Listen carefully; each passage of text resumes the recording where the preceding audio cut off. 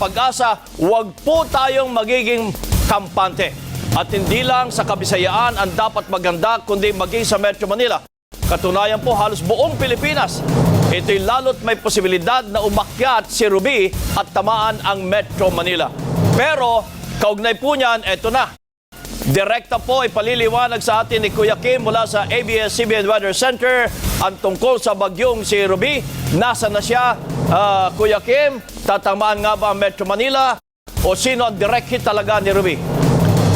Kabayan, nasa 20 to 30% ang tsansang tamaan ng Metro Manila. Pero dahil nga sa lapad ng bagyo, maapektuhan pa rin ang Kamaynilaan. Ito'y kahit na bagyang lumiit ang lapad nito mula sa 700, ito po nasa 600 kilometers ang diameter o ang lapad. Malakas pa rin to sa maximum sustained winds o lakas ng bagyong Ruby na 195 kilometers per hour at pagbugsong 230 kilometers per hour. Pero bahagyang humina dahil sa cold air mass mula po sa amihan. Sinalubong ng amihan kaya humina po ng bahagya. Mabagal pa rin ang takbo nito sa 13 kilometers per hour patungong west-northwest. Kasalukuyan nasa 370 kilometers east of Borongan, Eastern Samar, si Bagyong Ruby. At ayon sa Pag-asa, inaasahang magla-landfall to sa Eastern Samar or Northern Samar Sabado po ng gabi. Pero bukas pa na ng tanghali, makakaramdam na ng napakalakas na hangin at pag-ulan ng Eastern Samar at Northern Samar. Itinas na po ang signal number 2 sa Albay, Sorsogon, Ticao Island at Masbate, sa Visayas, sa Northern Samar, Eastern Samar, Samar, Biliran, Leyte, Southern Leyte, Northern Cebu, including Cebu City, Bantayan Island at Camotes Island. Signal number 1 naman sa Catanduanes, Camarines Sur, Burias Island at Romblon. Sa Visayas naman sa Capiz, Iloilo, Antique, Guimaras, Aklan, Negros Oriental, Negros Occidental, rest of Cebu, Siquijor at Bohol. At sa Mindanao, sa Surigao del Sur, Agusan del Norte, Surigao del Norte, Dinagat Island, Siargao Island, Misamis Oriental, Agusan del Sur at Camiguin Island. Hanggang ngayon, hindi pa rin klaro ang ruta na tatahakin ni Ruby dahil hindi pa rin nagtutugma ang mga forecast track mula sa iba't ibang weather agencies. Silipin muna natin ang forecast track mula sa Pag-asa. Makikita po natin bahagyang umakyat po ang track ni Ruby pero pa west-northwest pa rin po ang kanya pong direksyon. Sabado ng gabi nasa Eastern Samar at Northern Samar, Linggo ng hapon nasa vicinity ng Ticao Island at Lunes ng hapon nasa may Calapan City po ito. Nung isang araw po ito po sana ilalabas dito sa bandang Northern Palawan. Pero kung titignan po natin ang cone of uncertainty, ito po nakikita natin dyan. Yan po ang posibilidad na ito po'y pumanik o bumaba. Itong bagyo, nasa 20 to 30% possibility po yan ng pagpanik o pagbaba. Sakop na nito ang Metro Manila. Ibig sabihin, may posibilidad na umakyat si Ruby at tamaan po ang Metro Manila. Tingnan naman natin ang forecast track mula sa Japan Meteorological Agency. Mula Eastern Samar, dadaan to sa Masbate at sa Lunes magla-landfall sa Romblon. Pero sakop din ito ang Metro Manila dito po sa kanyang cone of uncertainty. Tingnan naman natin ang forecast track mula sa Joint Typhoon Warning Center na ginagamit po ng US Military.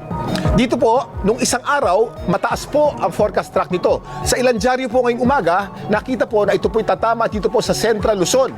Pero ngayon, binaba po nila ang kanilang forecast track at ito po'y dadaan din po sa Visayas at lalabas po ng mas mataas po dito po sa Mindoro. Luzon po ang kanyang paglabas. Inaasahang hihina po sa 130 kilometers per hour ang lakas ng bagyo pagdating sa Metro Manila.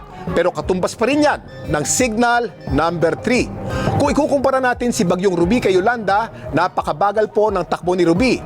Nung pumasok sa Philippine Area of Responsibility si Yolanda, gumagalaw po ito sa bilis na 30 kilometers per hour at bumilis pa habang palapit ng palapit sa lupa. Umabot sa 39 kilometers per hour ang bilis ni Yolanda nang mag-landfall sa Samar at halos na-maintain ang bilis hanggang sa paglabas ng bansa. Si Bagyong Ruby naman, pumasok sa Philippine Area of Responsibility madaling araw kahapon sa bilis na 25 kilometers per hour. Pagdating ng hapon, 15 kilometers per hour na lamang, bumagal. At ngayon, lalo pang bumagal sa 13 kilometers per hour. Ang masama po dyan ay mas tatagal to sa bansa kaya asahan din na tatagal ang malakas na pagbuhos ng ulan. Gaano po kalakas? Aabot po sa 7.5 hanggang 20 millimeters of rain per hour ang dala ni Bagyong Ruby. Katulad din ni Yolanda na nagdala ng intense rainfall pero si Yolanda, isang araw lang nanalasa. Madaling araw ng November 8, unang naglandfall ito sa Giwan, Eastern Samar. Pagdating ng 8 p.m., nasa Palawan na po si Yolanda at ito na ang ika-6 at panghuling landfall. Tanghali ng November 9, nasa labas na po ito ng Philippine Area of Responsibility. Ngayon, pagka-landfall po ni Ruby sa Eastern Samar, Northern Samar bukas ng gabi, inaasahang makakaapekto pa rin sa bansa hanggang Miyerkules at lalabas ng Philippine Area of Responsibility sa Miyerkules pa po ng umaga. Napakabagal po nitong bagyong ito. Silipin naman natin ang listahan ng storm surge warning na nilabas ng Project NOAA. 3 lugar ang nasa Storm Surge Signal number 3. Ito po ang Talalura at Santa Rita sa Samar at Babatngon sa Leyte. Ibig sabihin ng Signal number 3, pwedeng umabot ng 4 na metro o 13 feet ang taas ng storm surge. 39 na lugar naman sa Leyte, Biliran, Cebu, Samar, Masbate, Negros Occidental at Iloilo ang nasa ilalim po ng Storm Surge Signal number 2 o nasa 3 metrong taas ng storm surge. Pwedeng makita ang storm surge warning sa blog.noaa.dost.gov.ph. Pwede namang makita ang mapa o simulation ng mga lugar na pwedeng maapektuhan ng storm surge, baha at landslide sa website na beta.noaa.dost.gov.ph. Balik sa iyo, kabayan. Alam mo, Kuya Kim, hindi maiwasan na maraming nakikita ngayon ng ating mga kababayan na weather forecast nga gawa ng cable television. Okay? Pero ang tanong ng taong bayan, Kuya Kim, bakit ba iba-iba ang forecast nila? Anong kaibahan ng Japan, ng Hong Kong, ng Hawaii sa pag-asa natin, Kuya Kim?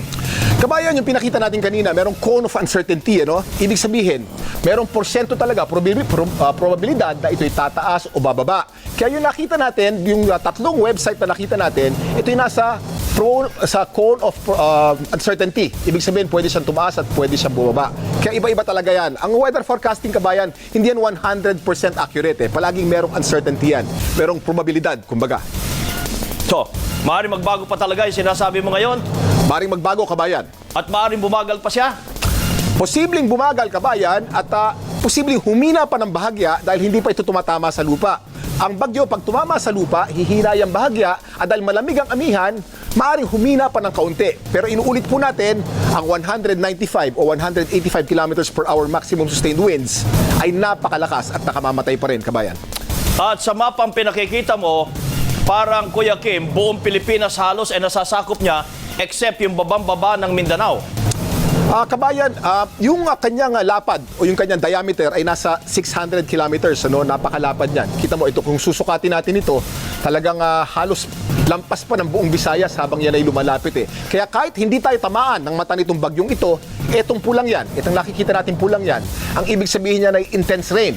Ibig sabihin, kung ang mata niyan ay nandito at dito dadaan, ang palibot niyan, napakalakas na ulan pa rin ang mararamdaman, kabayan. So, Metro Manila ay nandun pa rin ang sigurado tatamaan ng bagyo. Nandun tayo sa 20 to 30% chance na ang mata ng bagyo ay dadaan sa Metro Manila. Pero definitely, kabayan, tamaan man ng mata o hindi tamaan ng mata, aabutin tayo nitong pulang ulan na ito. So, signal number 2 o maaring signal number 3 ang Metro Manila, kabayan. At ang bagyo na ito ay ulan at saka hangin, Kuya Kim. Hangin at ulan ang bagyong ito, kabayan. Okay, maraming salamat, Kuya Kim.